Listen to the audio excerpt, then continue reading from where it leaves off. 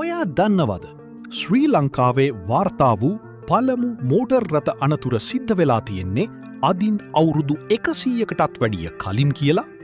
ඒ අනතුරේ හැප්පුණේ සාමාන්‍ය වාහන දෙකක් නෙවෙයි. මෝටර් රථයක් සහ බස් රථයක්. අද අපි ඒ අපූරු ඉතිහාස කතාව බලමු.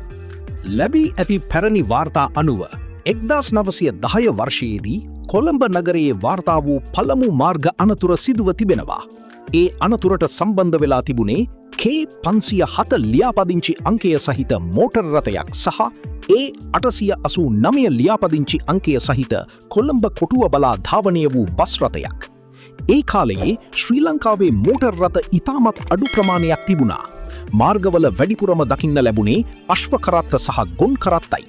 ඒ නිසාම මෝටර් රථ දෙකක් සම්බන්ධ වූ අනතුරක් එදා මිනිසුන්ට විශාල ආකර්ෂණයක් වුණා.